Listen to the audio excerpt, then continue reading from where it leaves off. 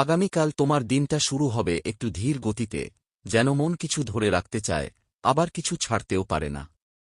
ভোরের দিকে অদৃশ্য এক ধরনের চাপ অনুভূত হতে পারে, কিন্তু দিনের মাঝামাঝি এসে তুমি নিজের গতি ফিরে পাবে। আজকের দিনটি যেন তোমাকে নিজের ভেতরের শক্তিটাকে আবার নতুন করে চিনিয়ে দেবে। কোনো অপ্রত্যাশিত ঘটনা তোমার মনোযোগ টেনে নেবে, আর সেখান থেকেই দিনটায় পরিবর্তনের সূচনা হতে পারে। কর্মক্ষেত্রে আজ এমন কিছু দায়িত্ব আসতে পারে যেগুলো তোমার দক্ষতা ও ধৈর্য দুটোই পরীক্ষা করবে। অন্যেরা যেখানে দ্বিধায় থাকবে, তুমি সেখানেই সাহস দেখাবে। তবে একটু সতর্ক থেকো, কারও কথায় ভুল বোঝাবুঝি হতে পারে, বিশেষ করে সহকর্মী বা অংশীদারের সঙ্গে। আজ নিজের মতামত খুব পরিষ্কারভাবে প্রকাশ করাই ভালো। যারা চাকরির চেষ্টা করছেন, তাদের জন্য দিনটি কিছুটা আশাব্যঞ্জক, পুরনো যোগাযোগ থেকে সুখবর আসতে পারে।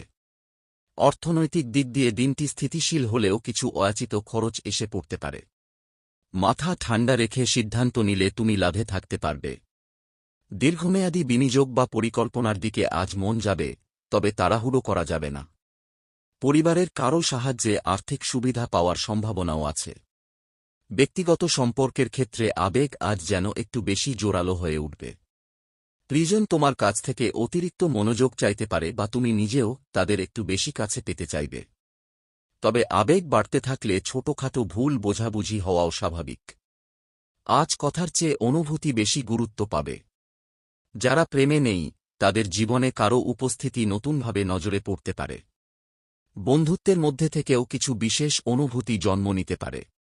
স্বাস্থ্য দিক আজ মাঝামাঝি রকমের। শরীরে ক্লান্তি জমে থাকতে পারে, বিশেষ করে যারা দীর্ঘ সময় ধরে কাজ করেন তাদের জন্য। জল কম খেলে মাথা একটু ভার লাগতে পারে। তাই দিনে একটু সময় নিজের জন্য রাখো, হালকা হাঁটা বা কিছুক্ষণ নিঃশব্দে বসে থাকাই যথেষ্ট। রাতে ঘুমটা একটু বাড়ানোর চেষ্টা করো, তাহলে পরদিন শক্তি ফিরে পাবে।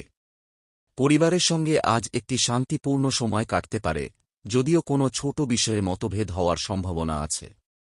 পরিবারের কেউ তোমার পরামর্শ চাইতে পারে, আর আজ তুমি যথেষ্ট পর ও নির্ভরযোগ্য মনোভাব দেখাবে।